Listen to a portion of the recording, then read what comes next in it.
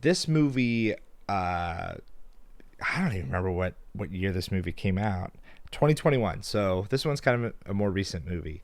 Um, but I saw this movie on Netflix because it is a Netflix original. But I, yeah. So to give you a little bit of background, I had seen this movie when it came out, and prior to that point, I had seen a few movies from Sony Pictures Animation, and I was like, okay, like I loved the Lego Movie. I don't even know if the Lego Movie's Sony Pictures Animation or not.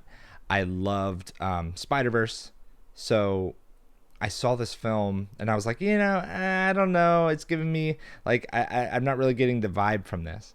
The movie in question is The Mitchells versus the Machines.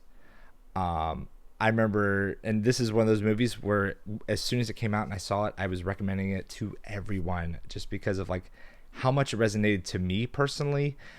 So I have the Blu-ray of this movie actually, which I wish it came out in 4K, but either way, I'm glad to at least have a physical copy of this.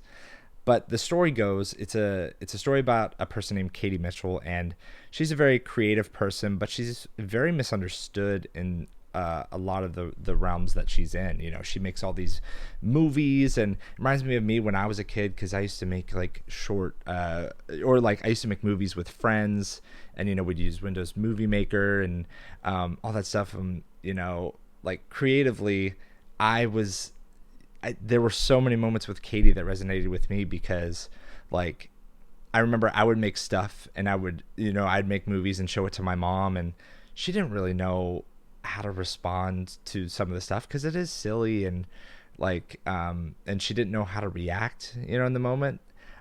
So like when Katie's showing that stuff to her dad and he doesn't really get it resonated a lot with me because I was just like, oh yeah, like I feel that. The soundtrack is really good to this movie too.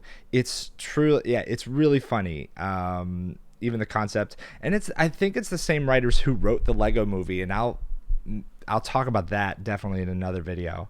But I just love the absurdity of it all.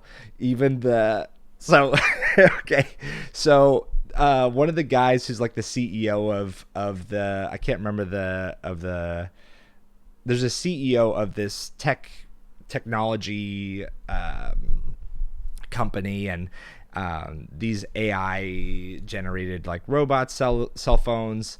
Um, let me actually tell the premise. So the premise is there's a family. Katie's going to college. The family, the dad decides, oh, I want to reconnect with my daughter because like we're clearly different, and so he instead of Katie flying to California, he instead's like, we're just gonna do a family road trip. Very goofy movie, which again I'll talk about that in another video. Very goofy movie, even down to the car. But then robots take over, through whatever AI taking over, and then robots abduct literally every family, every human being except for this family, and it's like it's very heartfelt, it's beautiful, just a lot of beautiful moments in the story. However, in the beginning, the voiced by Eric Andre, the CEO of this company, he's on the stage and he's showing off the new robots or whatever, and he's like, they're never gonna take over. But anyway, there's like a brief moment where he's showing these robots and they can like make they're chopping up vegetables and stuff, and then they microwave this burrito, and it shows him being like, oh yeah, toss me that burrito, and the robot like throws it and it like lands in his mouth. It is genuinely just like I laugh every time I see it. And there's some like if you plan on seeing it, maybe wait till after because there are spoilers in this, but it's been a few years. I also the thing that made me crack up the most was just the super large Furby and all these Furbies that are like coming to life. And then all these Furbies are talking, but then there's this really large one, and he talks very like prehistoric, like your arrows are no matter, but then the person who is doing the voice, I'm pretty sure it's the director of the large Furby, does this scream that just I had to rewind it.